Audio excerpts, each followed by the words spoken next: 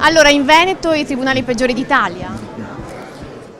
No, ha i tribunali più sofferenti d'Italia, perché vi è carenza di organico e anche questo organico ridotto non è coperto. Il Veneto ha una situazione difficile per varie ragioni. Una di queste sono i costi, perché soprattutto Venezia, ma anche Treviso, ha un costo della vita che è più elevato rispetto ad altri e quindi non vi è una incentivazione soprattutto per gli operatori amministrativi a lavorare in una terra dove la logistica e quel che ne segue è gravosa.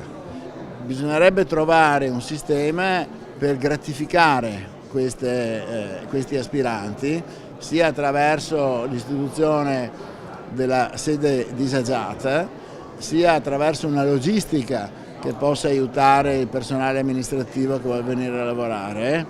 Non ultimo,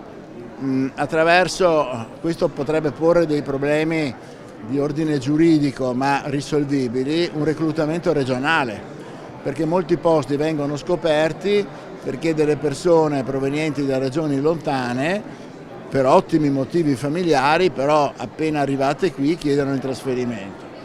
E la situazione di Treviso è dannatamente sofferente in questo. Noi abbiamo parlato, ripeto, io ho parlato con il presidente Martani, con il presidente Fabbro, con gli avvocati, non è tollerabile che vi siano dei posti coperti ma scoperti, cioè dei posti che sono in organico ma non sono coperti concretamente, ma non sono nemmeno a concorso perché vi è già chi li ricopre, quella che si chiamerebbe forza assente, quindi è una situazione, ripeto, che va rimediata. In un modo o nell'altro dobbiamo risolverla e la risolveremo. Senti, la situazione degli sbarchi a Catania, la selezione che si sta facendo, è una cosa corretta dal punto di vista legale? Ma guardi, questo è un problema competenza più generale, però posso dire quello che io ho sempre scritto da 20 anni.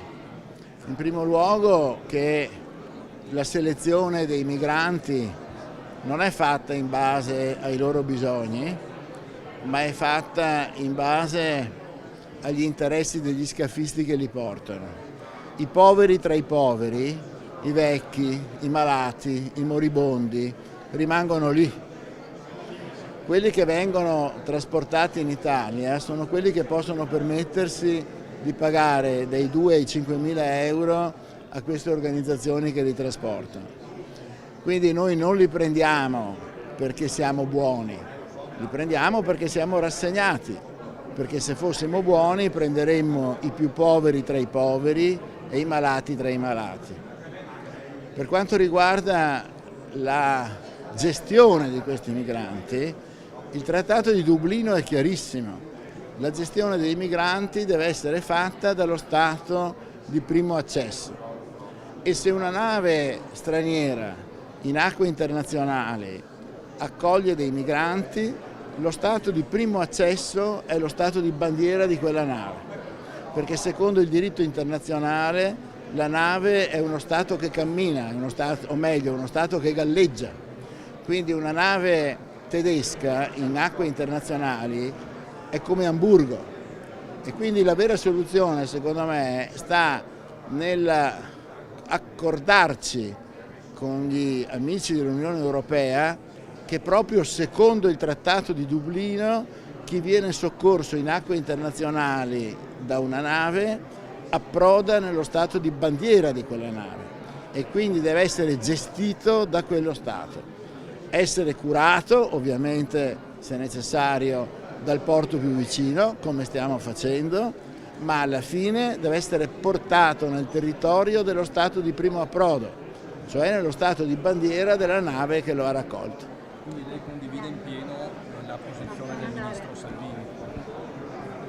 Certo che condivido la posizione del governo. Credo che tuttavia sarebbe bene proprio in ambito internazionale invocare proprio gli accordi di Dublino, non tanto accordi politici di nuova costruzione, perché secondo me è proprio l'accordo di Dublino che che impone allo Stato di primo accesso di gestire i migranti. E lo ripeto ancora una volta, il comandante di una nave può celebrare matrimoni a bordo, può ricevere un testamento, è un pubblico ufficiale, e una nave di bandiera tedesca, olandese o norvegese che raccolga in acque internazionali raccoglie nel suo Stato quel migrante, e quindi al di là e oltre al fatto che va ovviamente curato, anche eventualmente ricoverato in un ospedale italiano se ne avesse bisogno, però alla fine deve andare nello stato di primo approdo, cioè nello stato della bandiera della nave che lo ha raccolto. Questo in base agli accordi di Dublino, non occorre andare oltre. L'Italia su questo deve e farà sentire la sua voce, perché non c'è altra soluzione da un punto di vista giuridico, a meno che non cambino gli accordi.